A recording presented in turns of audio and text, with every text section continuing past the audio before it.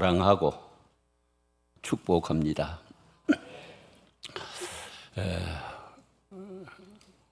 우리 대한교회 담임 목사님으로부터 한 보름 전에 말씀을 좀 전해달라고 하는 그런 전화를 받고 제가 크게 놀랐습니다. 첫째는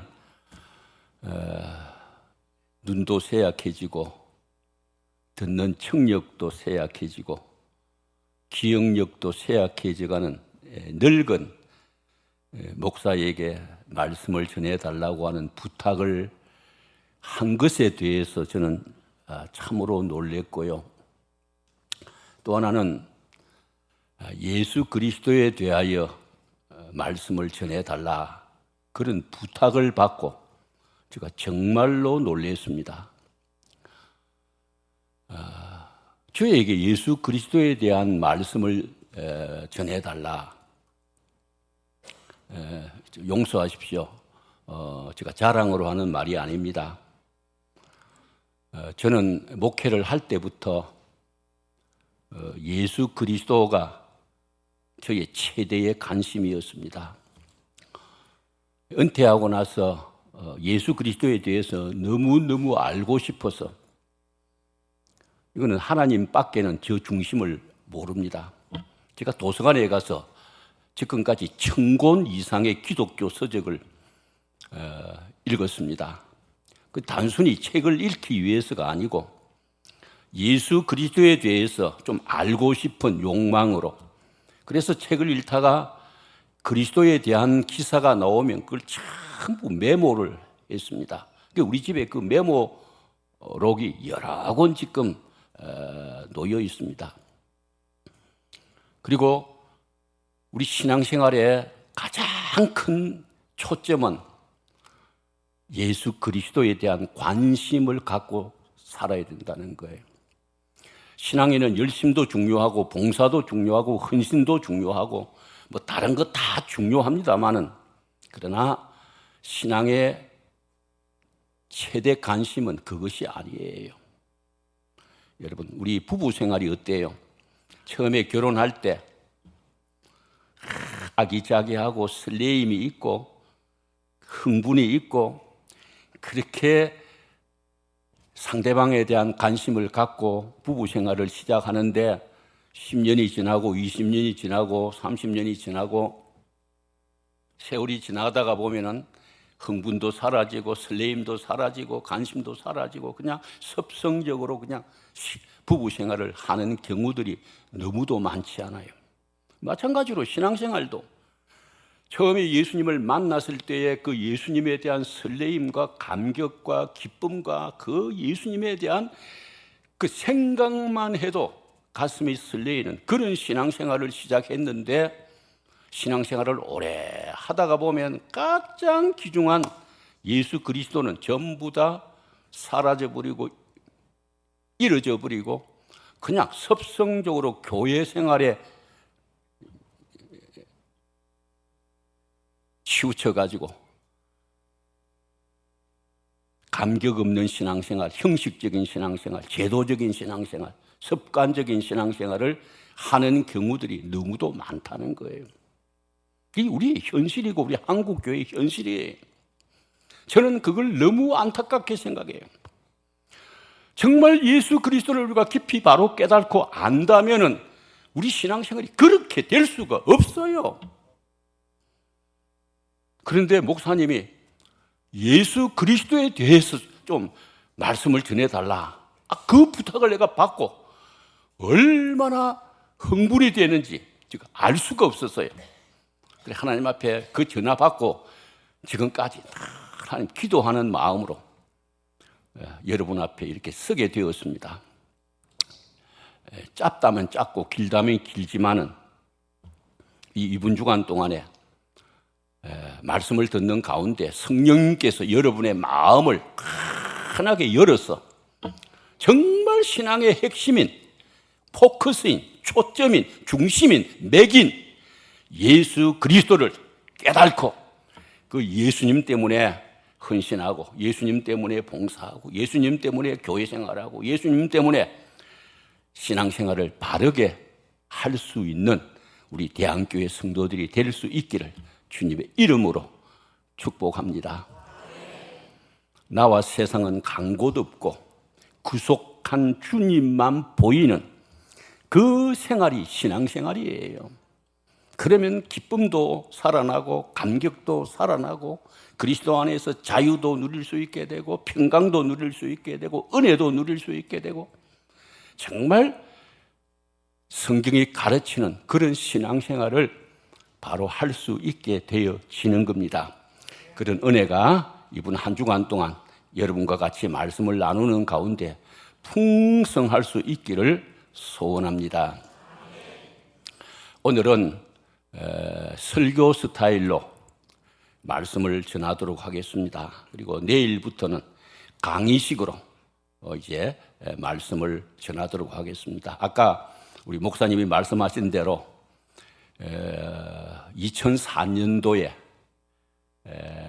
여러분 여름 학위 수련회 때에 제가 강사로 초청을 받아서 예수 그리스도에 대해서 말씀을 전했는데 무슨 말씀을 전했는가? 저는 일기를 쓰거든요. 그래서 일기장을 떡 덜쳐보니까 하나님의 대책이신 예수 그리스도, 예수는 그리스도다, 내게 사는 것이 그리스도니, 이 말씀을 같이 나누었습니다. 기억나시는 분들은 기억을 하시게 될 것입니다. 그래서 오늘 이번 주간에는 제가 지금 예수 그리스도에 대해서는 좀 죄송합니다만 1년을 설교해도 저는 할 수가 있어요. 하고 싶은 것이 너무 많지만은 다 말씀을 드릴 수가 없고 뽑아가지고 여러분들 그 말씀을 드렸는데 그냥 또 집회 강사 와서 설교한다 그런 생각으로 듣지 마시고 정말 그리스도에 대해서 좀 알고 싶은 열망을 가지고 귀담아 말씀을 듣고 이번 기회를 계기로 해서 여러분도 그리스도를 알고 싶어하는 그런 갈망이 좀 우러날 수 있는, 그래서 그리스도에 대한 관심을 갖는 그런 것이 이 집회의 목적이 아니겠는가 그렇게 생각합니다. 여러분이 관심만 가지면 얼마든지 요새는 좋은 책도 많고 성경도 있고 또 성령님께서 여러분을 도와주시기 때문에 그리스도에 대해서 알 수가 있게 되는 것입니다. 목마른 사슴이 시냇물을 찾기에 갈급한 같이 배고픈 어린이가 엄마의 젖을 갈망하는 것처럼 정말 예수 그리스도에 대해서 알고 싶은 그런 열정, 그런 열의, 그런 갈망을 가지고 신앙생활을 한다면 여러분의 신앙은 정말 아름다운 신앙, 성장하는 신앙이 되어질 수가 있는 것입니다. 그리스도 놓쳐버리고 다른 거 아무리 열심히 잘하고 봉사해도 그거는 바른 신앙이 될 수가 없는 것입니다. 오늘은 우리 고난 주간 전에 종료주일로 지키는 주일이죠.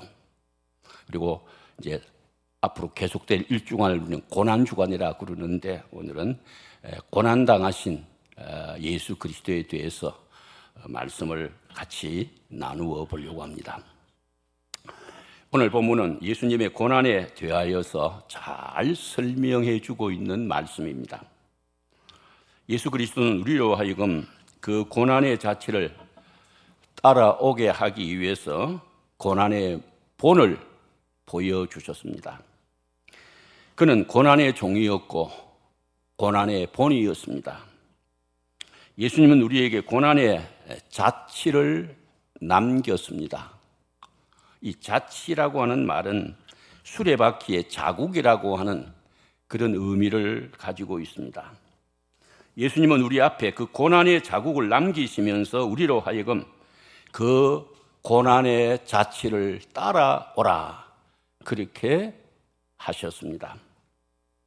예수님의 고난은 십자가의 죽으심과 관련이 있는 것입니다.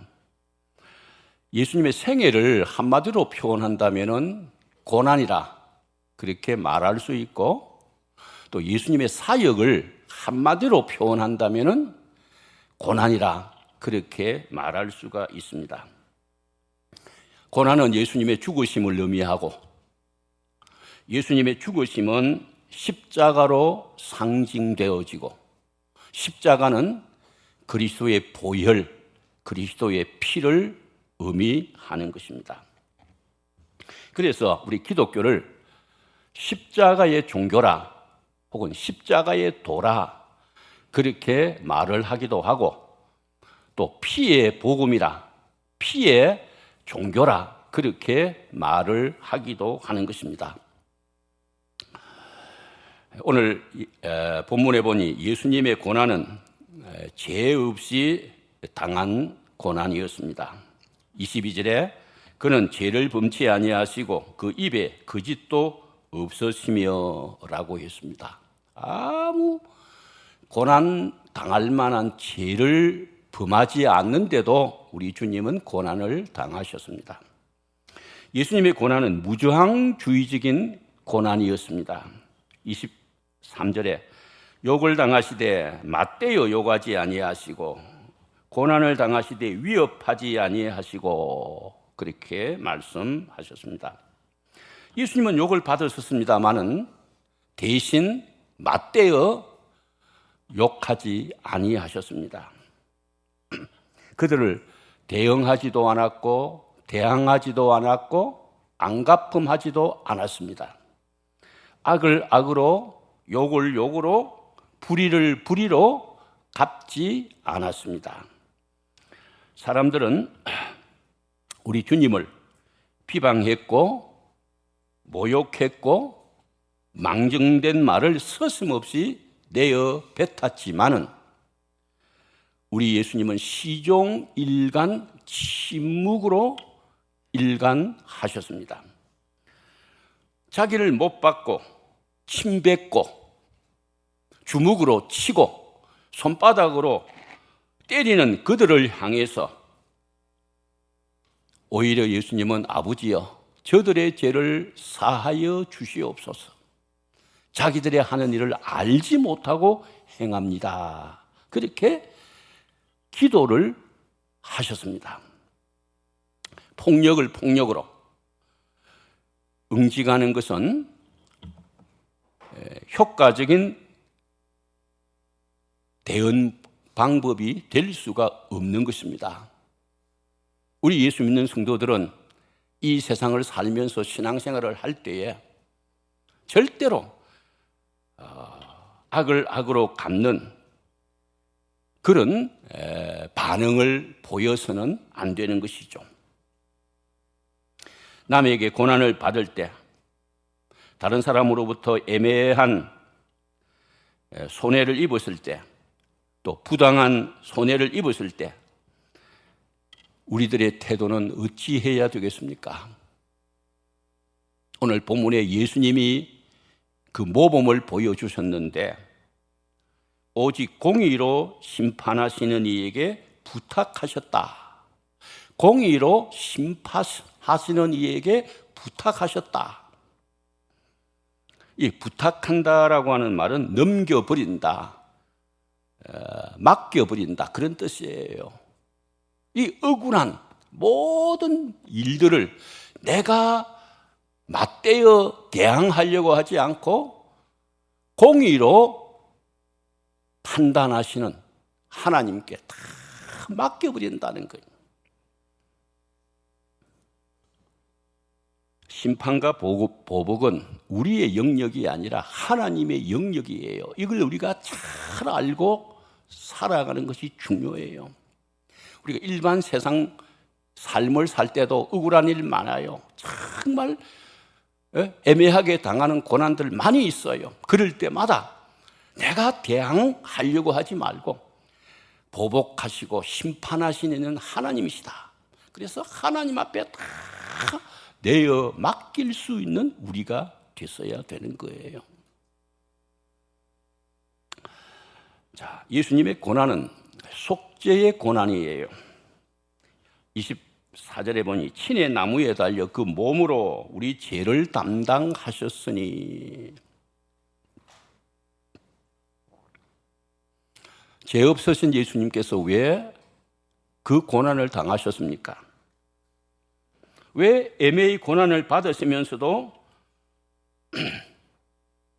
무저항주의적인 그런 태도를 예수님이 취하였습니까? 그 이유는 우리의 죄를 담당한 대속의 죽음, 속죄의 죽음이시기 때문인 것입니다. 그 몸으로 우리 죄를 담당하셨다. 우리 죄를 위해서 예수님이 고난을 받으셨다는 거예요. 예수님이 고난을 당하신 것은 우리의 죄 때문이에요. 저의 죄고 여러분의 죄 때문인 거예요. 우리 죄가 예수 그리스도께로 증가되고 증가된 그 죄 때문에 예수 그리스도께서 죽으신 거예요. 그게 속죄의 죽음인 거예요. 내가 죽을 것을 예수님이 도맡아서 대신해서 죽어주신 그것이 바로 속죄의 죽음이라 그런 이야기입니다. 그러므로 그리스도의 죽음은 죄를 속하기 위한 속죄의 죽음이요 그리스도의 고난은 죄를 없애기 위한 속죄의 고난인 것입니다. 친히 나무에 달려, 친이라고 하는 말은 어쩔 수 없이 부득한 사정으로 마지못해서 그게 아니고 자진해서 스스로 몸소 그런 뜻이에요. 예수님이 십자가 지신 것은 어쩔 수 없는 상황에서 부득이 한 것이 아니라 친히 스스로 아버지의 뜻을 따라 행하신 거예요. 그리고 본문에 나무에 달려 그렇게 말했는데 이 나무에 달렸다는 말은 저주받았다는 말이와 똑같은 거예요. 저주받았다. 갈라디아 3장 13절에 보면 그리스도께서 우리를 위하여 저주를 받은 바 되사, 우리를 위해서 저주를 받은 바 되사 율법의 저주에서 우리를 속량하셨으니 그렇게 말씀하셨어요. 그리고 그 몸으로 이 말은 정신적으로 이론적으로 아니고 또 간접적으로 아니고 자기 몸을 들여서 우리 죄를 담당하셨다라고 하는 거예요. 여러분, 이 친히 나무에 달려 그 몸으로 우리 죄를 담당하셨으니라고 하는 이 말씀만 깊이 묵상해도 이 말씀 속에 얼마나 깊은 진리가 담겨 있는지 알 수가 없어요.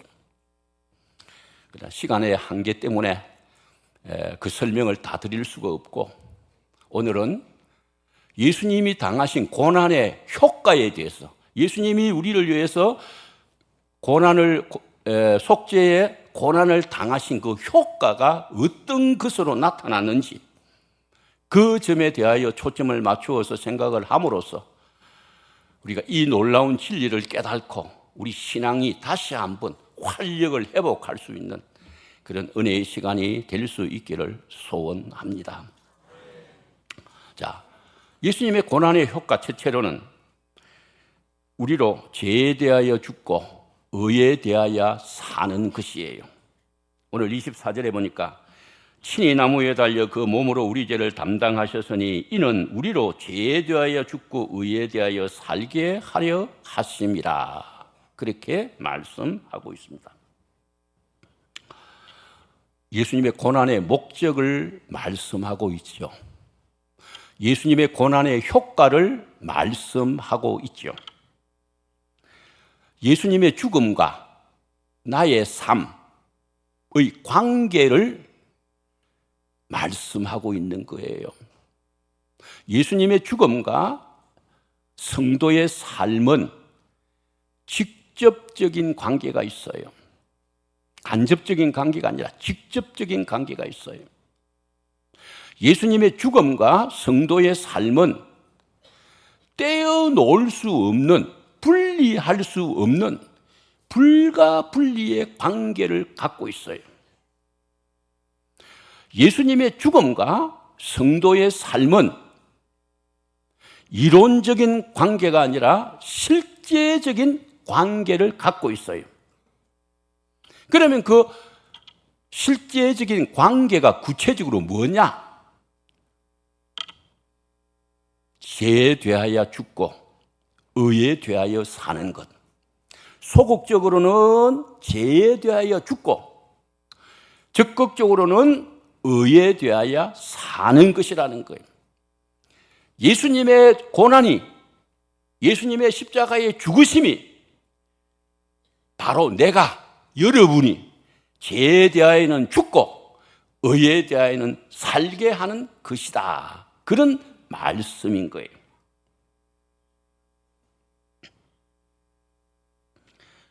예수님의 고난으로 성도는 죄에 대하여 죽었어요. 왜냐? 예수님의 고난은 죄를 담당하신, 우리의 죄를 담당하신 속죄의 죽으심이기 때문이고, 예수님의 고난은 죄에 대한 하나님의 심판이시기 때문이고, 예수님의 고난은 우리 인간의 죄에 대한 하나님의 예수님의 형벌 받으심, 죄에 대한 값인 형벌을 받으시는 것이다. 그런 말이에요. 우리는 예수님의 이 대속의 죽음 때문에 우리는 죄 문제가 해결되고 이제 죄에 대해서는 죽은 자가 된 것이에요. 자, 로마서 6장 2절에 죄에 대하여 죽은 우리가, 죄에 대하여 죽은 우리가 어찌 그 가운데 더 살리요? 성도 여러분, 예수 믿는 성도들은 예수님과 함께 우리는 죽었어요. 죄에 대하여서는 죽었어요. 죄에 대하여 죽은 우리가 어찌 더 그 가운데, 죄 가운데 더 살리요? 로마서 6장 11절에 이와 같이 너희도 너희 자신을 죄에 대하여는 죽은 자요 의에 대하여는 산 자로 여길지어다. 사랑하는 성도 여러분, 우리는 죄에 대하여는 죽었다. 죽은 자로 여기라고 했어요. 여기라고 했어요. 오늘 예수 믿는 성도들 가운데서도 아직도 이 대속의 신앙이 없이 나는 죄에 대하여 죽었다, 그렇게 여기지 못하고 살아가는 사람들이 너무 많아요. 너무 많아요. 안타까워요. 분명히 로마서 6장 12절에 그렇게 여기라고 했어요. 여기라고 했어요. 이 죽었다라고 하는 말은 끝장났다, 이제 옮겨졌다, 영향력에서 벗어났다, 그런 말이에요. 죽었단 말이에요. 여러분, 예수님을 믿는다고 하는 것이 무슨 뜻이에요? 예수님을 믿는다고 하는 것은 예수님과 내가 서로 연합되었다, 그런 뜻이에요. 예수 믿는다라고 하는 말은 예수님과 내가 서로 연합이 되어서 내 속에 예수님이 계시고 예수님 속에 내가 있고, 그것이 연합이에요. 내 속에 예수님이 계시고 예수님 속에 내가 있고, 그래서 예수님의 죽으심이 내 죽음이고 예수님의 살아심이 내 삶이고 예수님의 성천이 내 성천이고 예수님의 영광이 내 영광이다. 그게 연합이에요. 그게 연합이에요.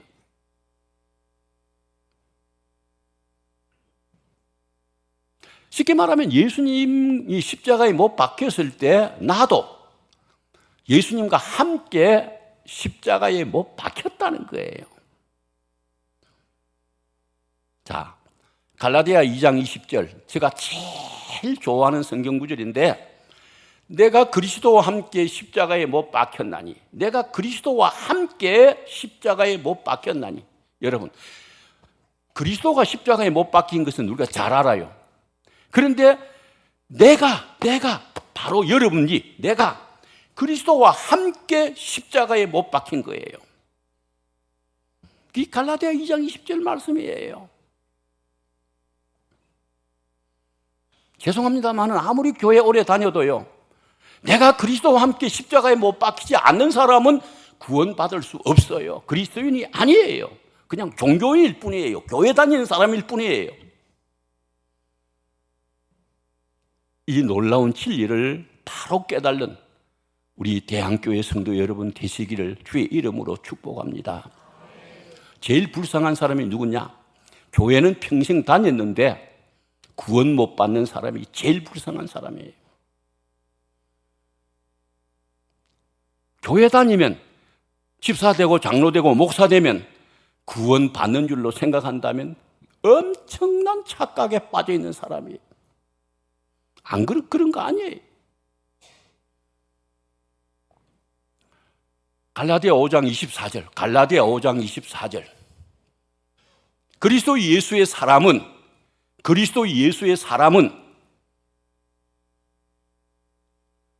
육체와 함께 그 정과 욕심을 십자가에 못 박았느니라.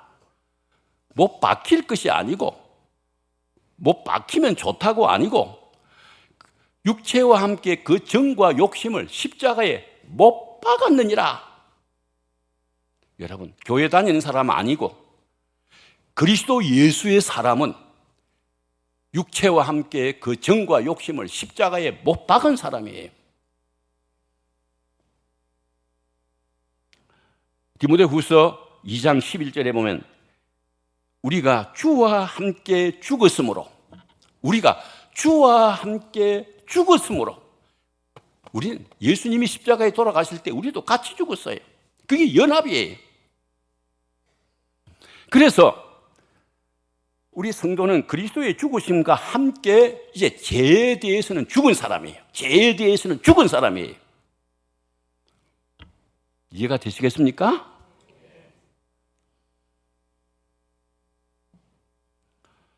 이제 대된 과거는 그리스도 안에서 청산되었어요. 이제 죄에 대한 관계도 끊어졌어요. 이제 죄는 죄의 삭신, 형별을 치루었어요. 십자가에서. 우리 죄는 십자가에 못을 박아버렸어요. 우리는 십자가에 못 박혀버렸어요. 그러므로 다시는 죄의 지배를 받지 않아야 돼요. 다시는 죄 아래 살지 아니해야 되는 거예요. 다시는 죄의 종노릇 하지 않아야 되는 거예요. 다시는 죄의 영향력을 받지 않아야 되는 거예요. 청교도들은요, 날마다 죄 죽이기를 힘써서요. 그런데 오늘 우리 성도들은 예수 믿는다고 하면서도 이 죄에 대한 관념이 별로 없어요. 여사롭게 그냥 죄 속에 뒹굴고 있어요. 아니에요. 우리는 이제 죄하고 관계가 끝난 거예요. 자, 그렇다고 해서 우리 예수 믿는 사람은 그러면 죄를 전혀 안 짓느냐? 아니에요. 예수 믿어도 중생되어도 그 속에 옛날에 가진 본성은 하나님 나라에 갈 때까지는 그대로 있어요. 그래서 죄 지을 수 있어요. 그러나 죄를 지으면 괴로워요. 견디기가 어려워요. 그래서 하나님 앞에 또 회개하는 거예요. 아시겠어요?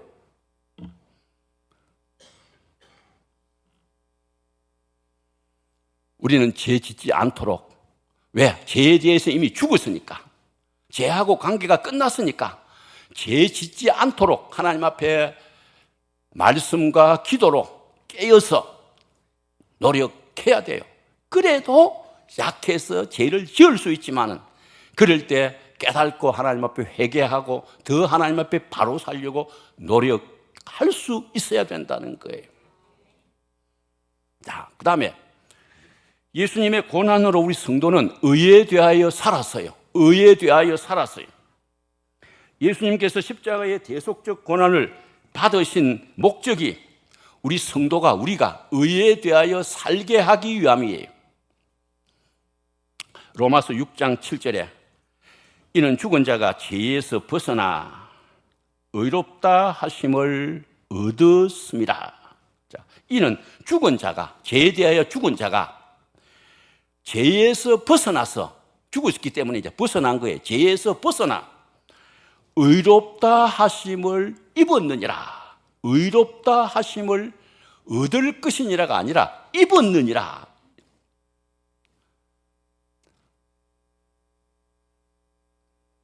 로마서 3장 21절 2절에 이제는 율법 외에 하나님의 한 의가 나타났으니 율법과 선지자들에게 증거를 받은 것이라.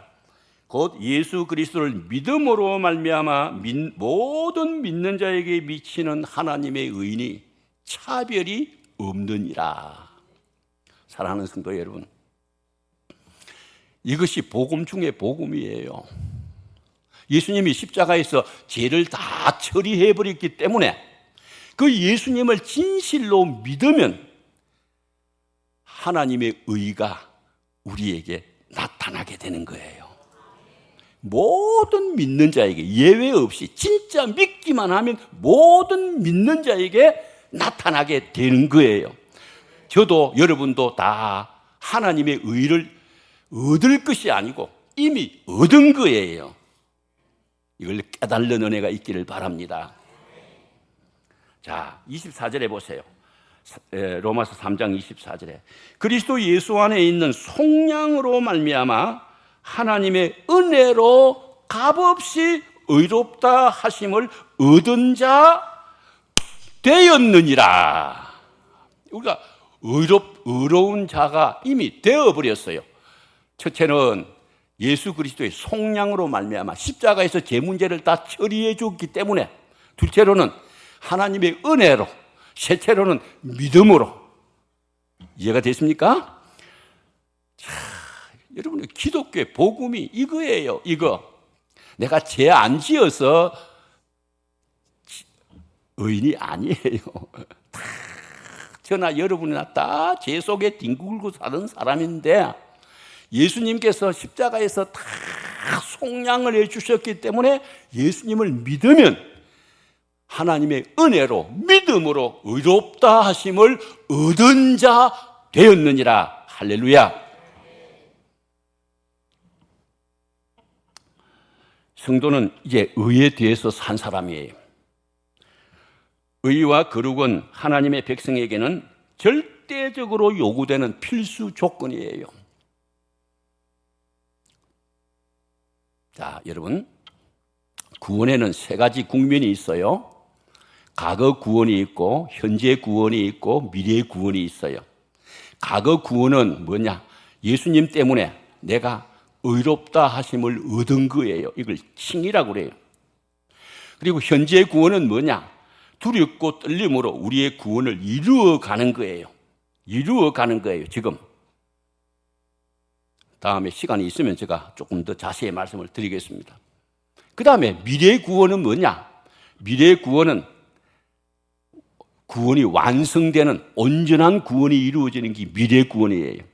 그러니까 과거 구원은 칭이라고 할 수 있다면 현재 구원은 성화, 날마다 성화되어 가는 것이고 미래 구원은 영광을 얻는 거예요. 그러니까 칭의와 성화와 영광이 우리 성도가 얻을 구원의 내용이라고 하는 거예요. 그래서 우리 예수 믿는 성도들은 이제는 의와 거룩의 삶을 살 수 있도록 우리 하나님께서 그렇게 새로운 삶을 주셨어요. 예수 그리스도는 우리에게 의에 대해서 사는 새로운 생명적 삶을 주신 거예요. 성도는 의에 대하여 산 사람이기 때문에 새로운 생활이 필요한 거예요. 예수 믿기 전에 과거의 생활이 아닌 이제는 의를 입은 자의 삶을 살아야 되는 거예요. 그게 뭐예요? 의와 거룩이에요. 의와 거룩이에요. 주님의 고난은 우리에게 의의 눈을 열어주셔서요. 우리 주님의 고난은 우리에게 의의 마음을 심어주셔서요. 주님의 고난은 우리에게 의의 불길을 붙여주셔서요. 주님의 고난은 우리에게 의의 본질을 갖게 해주셔서요. 그래서 진짜 구원받은 사람은 의롭게 살고 싶다, 의롭게 살아야지 하는 그런 마음, 그런 생각, 그런 불길이 가슴 속에 우러나게 된다는 거예요. 교회는 다니는데 내가 하나님의 의를 입은 자답게 살아야지 하는 이런 의욕이 전혀 없다면 그거는 구원을 다시 한번 시험해 봐야 돼요. 확실히 한번 테스트를 해봐야 되는 거예요. 주님의 고난과 성도의 의의 생활은 분리될 수 없는 성격의 것이에요. 그러므로 의를 이루지 못하는 생활은 가짜 신앙이에요. 가짜 신앙이에요. 오늘날 가짜 신앙을 가지고 신앙생활을 하는 것처럼 불행스러운 것이 없어요. 성도는 의에 대하여 살아있는 사람이요, 먼저 그 나라와 그 일을 구하는 사람이요, 모든 착함과 의로움과 진실함의 열매를 맺는 사람이에요. 그래서 성경에는 먼저 그 나라와 그 일을 구하라. 그리하면 이 모든 것을 너희에게 더하시리라. 전에는 너희가 어두움이더니 이제는 주 안에서 빛이라. 빛의 자녀들처럼 행하라. 빛의 열매는 모든 착함과 어려움과 진실함에 있느니라. 그렇게 말씀하셨어요. 자, 성도가 어떤 사람이에요? 죄에 대해서는 죽고 의에 대해서는 산 사람이에요. 자아에 대해서는 죽고 하나님에 대해서는 산 사람이에요.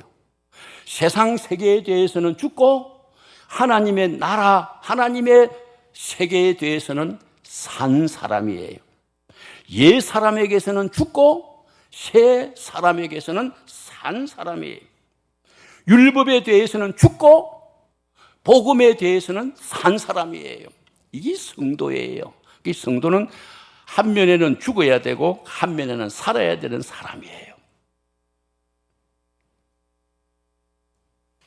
예수 그리스도의 고난과 십자가의 죽으심으로 말미암아 예수 안에서 새로 사는 새 생명의 삶, 의로운 삶, 거룩한 삶이 성도의 삶이라는 것을 깨달으시고 이렇게 살도록 성령님의 도움을 구하시고 또 여러분 스스로 노력하시는 은혜가 있기를 주의 이름으로 축복합니다.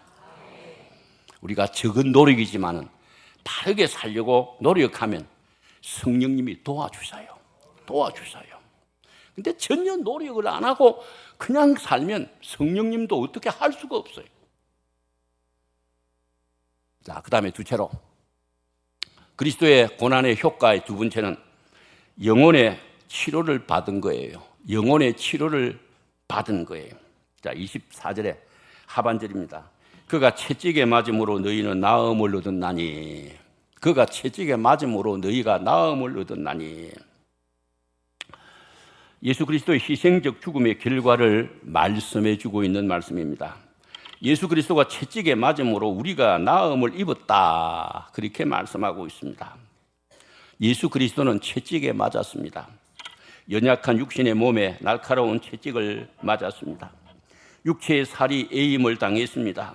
죽음에 이르는 채찍을 맞았습니다. 예수님의 육체가 다 찢어지고 온몸이 피투성이가 되었습니다. 채찍은 우리를 대신하여 십자가에 달리신 예수 그리스도에게 하나님의 심판의 일격이 가해졌음을 나타내는 표현입니다.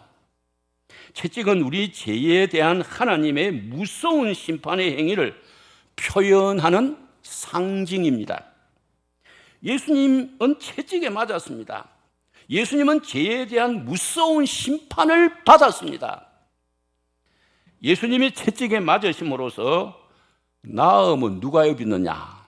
우리가 입었습니다. 우리가 입었습니다. 이게 나음을 입었다라고 하는 것은 단순하게 낫게 될 것이라고 하는 애매모호한 막연한 미래적 희망이나 단순한 소망을 말하는 것이 아닙니다. 이미 치료되었다라고 하는 말이에요. 치료되었다. 이것은 육체의 치료가 아니라 인간의 죄에 대한 상처의 치료입니다. 육신의 질병의 치료가 아니라 영적 질병의 치료입니다. 신체적 치료가 아니라 죄의 치료입니다. 다르게 말하면 죄의 용서입니다.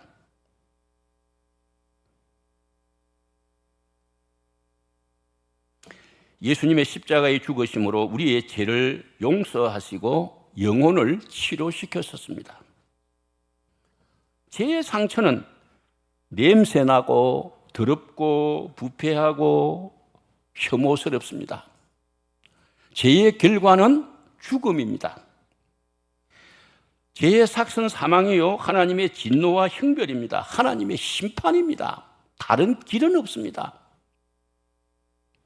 그런데 예수 그리스도는 십자가의 고난을 통해서 우리의 죄의 상처를 깨끗하게 낫게 해 주셨습니다. 상처의 결과인 죽음에서 우리를 건져 주셨습니다.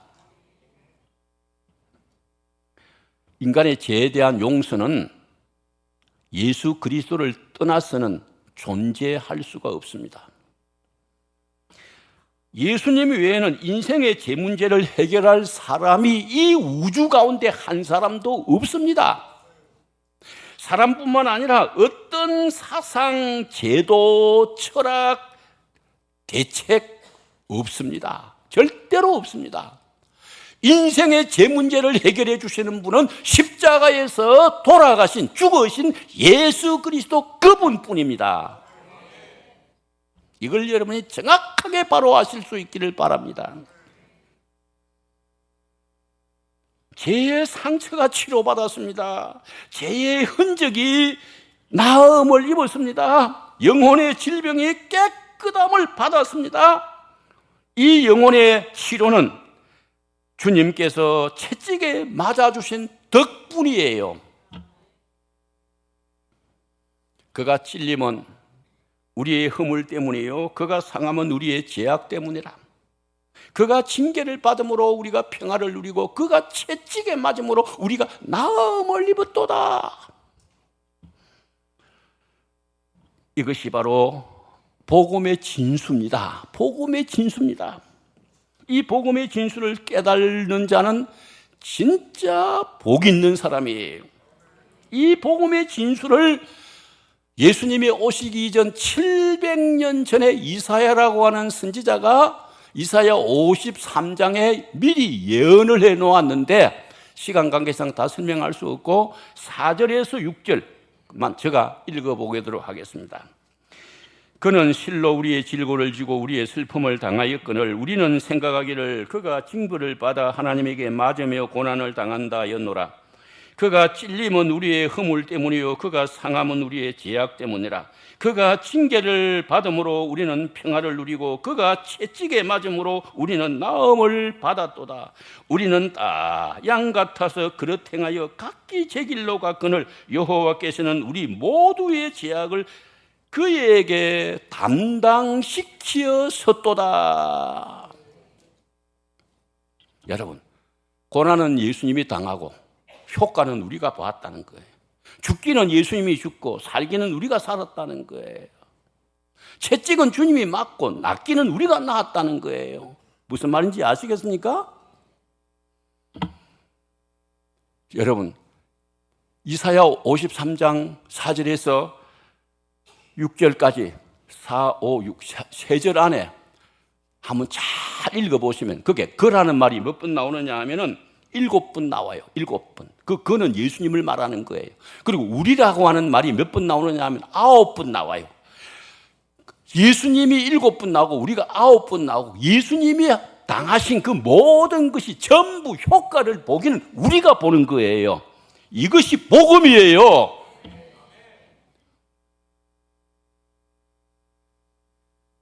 이처럼 분명한 복음은 세상 어디에도 없어요. 예수 그리스도가 심판의 채찍을 맞음으로 우리가 나음을 입었어요. 영혼이 치료를 받았어요. 만신창이가 된 죄의 상태에서 우리의 영혼이 치료가 되었어요. 더러운 죄악의 상처 속에서 우리가 나음을 얻었어요. 그는 우리의 아픔을 치료해 주셨습니다. 그는 우리의 슬픔을 도말해 주셨습니다. 그는 우리의 상처를 아물게 해 주셨습니다. 사랑하는 성도 여러분, 이 십자가의 복음 진리를 진짜 믿으십니까? 예수 그리스도의 대속의 고난을 진짜 믿으십니까? 사제의 은총을 마음껏 누릴 수 있기를 바랍니다. 사제의 기쁨을 맛볼 수 있기를 바랍니다. 사제의 희열을 누릴 수 있기를 바랍니다. 내 영혼이 은총 입어 중한제쯤 벗고 보니 슬픔 많은 이 세상도 천국으로 화하도다. 진짜 우리의 무거운 죄의 짐이 다 벗겨지면은요, 죄 용서함의 그 기쁨, 그 희열, 그 평강, 그 만족, 형언할 수가 없어요. 그래서 죄 많은 이 세상도 완전히 천국이 되어진다는 거예요. 천국이 되어진다는 거예요. 우리 성도의 삶은 천국을 이루고 사는 거예요. 마음속에 천국이 이루어지고, 가정에는 가정 천국이 이루어지고, 교회는 교회 천국이 이루어지고, 죄 많은 이 세상이지만은 우리는 천국의 삶을 사는 거예요. 그런 사람이 죽으면 진짜 천국에 가는 거예요. 이 세상에서 천국을 경험하지 못한 사람이 죽어서 천국 가는 것 기대하지 마시기 바랍니다. 그럴 수는 없는 겁니다.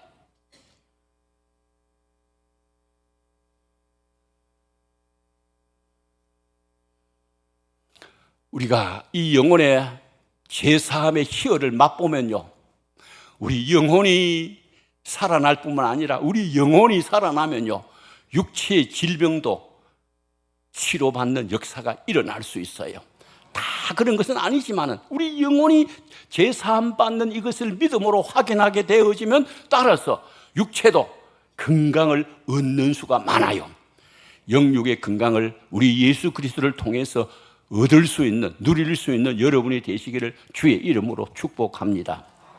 또 설사 육체가 치유를 못 받는다 하더라도 우리 영혼은 틀림없이 예수님의 죽으심으로 치유되었다는 사실을 여러분 믿을 수 있는 은혜가 있기를 바랍니다. 이 십자가의 역설적인 진리, 우리로 하여금 놀라움을 금하지 못하게 해주죠. 그리스도는 우리로 나음을 입도록 하기 위해서 자기가 채찍에 맞았고 우리로 살게 하려고 자기가 죽어 주셨습니다. 예수님의 십자가의 죽으심으로 내가 예수의 새 생명을 얻어서 제사함 받고 성도의 삶을 산다는 이 놀라운 진리를 깨달을 때 감격에 넘치는 풍성한 신앙의 삶을 살 수 있게 되어지는 것입니다. 예수님이 십자가에 내 죄 문제를 해결했다고 하는 이 놀라운 사실을 바로 깨달을 때 우리는 신앙의 능력을 지니게 되어지는 것입니다. 예수님의 십자가의 죽으심의 공로로 우리 영혼이 치유되어서 새 사람의 삶을 사는 것이 그리스도 고난의 신비예요. 우리는 이 고난의 신비를 다 깨달을 수도 없고 다 이해할 수도 없어요. 예수님의 십자가의 죽으심이 예수님의 사역의 핵심이에요. 우리가 이 고난의 신비를 깨달아 알 때에 구원의 기쁨과 속죄의 희열을 맛보면서 진정한 감사가 터져 나올 수밖에 없는 거예요. 그래서 예수 믿는 성도들은요, 예수님의 십자가의 이 대속의 은혜만 생각하면요, 감사 주여 감사합니다. 이 고난 주간 일주일 동안 예수님의 그 고난의 은혜를 생각하면서 감사가 막 터져 나오는, 북받쳐서 터져 나오는 우리 대한교회 성도 여러분이 다 되실 수 있기를 주의 이름으로 축복합니다. 자, 마지막으로 그리스도의 죽음, 고난의 효과가 뭐냐? 영혼의 목자와 감독 되신 이에게로의 복귀입니다. 25절입니다. 너희가 전에는 양과 같이 길을 잃었더니 이제는 너희 영혼의 목자와 감독 되신 이에게로 돌아왔느니라. 전과 이제를 비교해서 결정적인 변화를 강조해주고 있는 말씀입니다. 전에는 길을 잃은 자였으나 이제는 영혼의 목자와 감독 되신 이에게로 돌아왔다. 옛날에 우리의 모습이 어떠했습니까? 길을 잃고 방황하고 헤매는 자였습니다. 하나님 앞에 범죄하여 유리하며 안정성이 없는 자였습니다. 죄 속에 파묻혀 뒹굴고 허우적거리고 되는 대로 살던 자였습니다. 너희가 전에는 양과 같이 길을 잃었더니, 양은 그 성질상 앞길을 인도하는 목자 없이는 제대로 살 수 없는 약한 짐승이죠. 목자가 없으면요, 이리한테, 사나운 짐승한테 그냥 잡아 맥히게 되는 거예요. 갈 길을 잃은 우리 죄인은 각기 제갈 길로 간 양과 같은 존재였다. 그래서 모두 다 사탄한테 잡아 먹힌 사람이에요, 불신자들요. 무지하고 어두운 가운데 길을 잃고 방황하고 위험에 처해 있고 안전한 곳에서 멀리 떨어져 있고 스스로 도울 힘이 없는 것이 길 잃은 양의 처지이죠. 우리 인간들은 범죄한 이후에 영적 눈이 어두워서 하나님께 나아가는 길을 알지 못했을 뿐만 아니라 한 치 앞도 분간할 수 없게 되어졌습니다. 우리는 양과 같이 그릇 행하여 각기 제 길로 갔었습니다. 우리는 죄와 함께 살았고 죄 속에서 뒹굴었고 죄로 인해서 고통을 받았습니다. 그러나 예수 그리스도께서 이 세상에 오셔서 우리를 위해서 고난을 당하심으로 말미암아 상황은 완전히 바뀌어져 버렸습니다. 지금은 영혼의 목자와 감독 되신 예수 그리스도에게로 돌아왔습니다. 옛날에는 예수가 없이 살았습니다. 그런데 이제는 제일 이 세상에 중요한 분이 예수 그리스도인 것입니다. 예수님은 우리의 영혼의 목자예요. 예수님은 우리 영혼의 감독자이시에요. 목자란 말은 보호를 받는다는, 보호해 주는 자란 말이고 인도해 주는 자란 말이에요. 그는 우리의 갈 길을 가르쳐 주시고 우리의 장래와 목표를 가르쳐 주십니다. 그는 우리를 지키시고 돌보시고 계시는 것입니다. 이제 우리는 더 이상 목자 없는 양같이 헤맬 필요가 없어요. 이제 우리는 길 잃은 양처럼 더 이상 방황할 필요가 없어요. 지금도 예수 그리스도께서는 우리의 영혼을 죄의 구덩이에서 건져주시고 자기 양의 이름을 각각 불러 인도해 내시고 계시는 것입니다. 목자 되신 예수 그리스도께서 항상 양과 함께 계시고 항상 그 양떼를 보호하시고 양들이 편안히 쉴 수 있도록 쉴만한 물가로, 잔잔한 물가로, 풀밭으로 인도해 주시는 것입니다. 그리고 감독 되신 예수 그리스도께서 항상 우리를 보살피시고 훈련시키시고 단련시키시고 더 좋은 성도가 되도록 이끌어 주시는 것입니다. 이제 우리는 예수 그리스도를 알았습니다. 그는 우리의 영혼의 목자와 감독이신 것입니다. 그는 우리의 목자와 감독이 되기 위해서 십자가에서 자기 자신을 희생함으로써 원수의 머리를 깨트렸습니다. 십자가에서 죽으심으로써 고질적인 죄의 덩어리에서 우리를 끄집어 내었습니다. 신이 나무에 달려 그 몸으로 우리 죄를 담당하심으로써 구원의 기초를 놓았습니다. 그리고 우리의 목자와 감독이 되셨습니다. 우리를 하나님 나라에 이끄실 영혼의 목자와 감독이십니다. 이 세상에서 사단과 싸울 때 우리의 편이 되어 주시고 보호해 주실 영혼의 목자와 감독 되시는 것입니다. 그래서 여러분, 이제는 더 이상 사탄을 두려워할 필요가 없어요. 더 이상 이 세상을 두려워할 필요도 없어요. 더 이상 이 세상의 죄를 두려워할 필요도 없어요. 왜? 영혼의 목자와 감독 되신 예수 그리스도께서 계시기 때문인 것입니다. 이것을 이론적으로가 아니고 실제적으로 우리가 이제 예수님의 십자가의 고난 때문에 우리가 영혼의 목자와 감독 되신 예수 그리스도께로 내가 복귀한 자다. 그래서 나는 이제 감독을 모시고 산다. 영혼의 목자를 모시고 산다. 이 의식을 바로 가질 수 있는 여러분이 되실 수 있기를 바랍니다.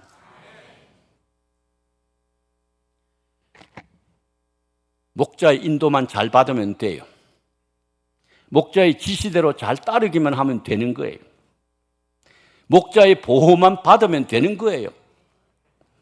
여러분, 신앙생활은 정답이 있어요. 그냥 노력하는 생활이 아니에요. 그냥 끙끙거리는 생활이 아니에요. 그냥 자기 의를 세우려고 공로를 쌓으려고 노력하는 것이 아니에요. 그냥 율법을 지키려고 몸부림치는 그런 생활이 아니에요. 맹목적으로 교회 생활만 열심히 한다거나 착하게만 사는 것이 아니에요. 신앙의 정답은 하나님의 방법대로 하는 거예요. 신앙생활의 정답은 복음의 핵심인 예수 그리스도를 바로 깨달는 거예요.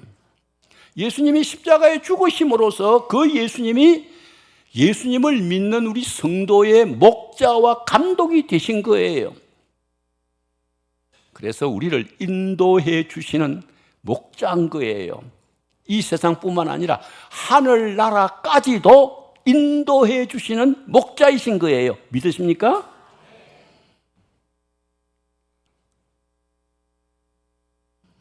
하나님의 비밀은 예수 그리스도이시고 예수 그리스도의 비밀은 십자가이고 십자가의 비밀은 대속의 죽음, 다르게 말하면 그리스도의 보혈인 거예요. 피인 거예요. 예수 그리스도께서 나무에 달려 친히 나무에 달려 그 몸으로 우리 죄를 감당해 주셨습니다.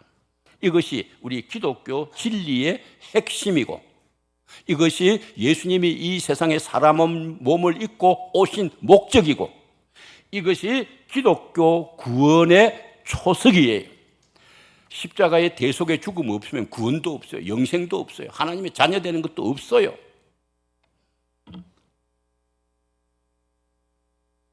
예수님의 십자가의 고난으로 우리는 죄에 대하여 죽고 의에 대하여 살았어요.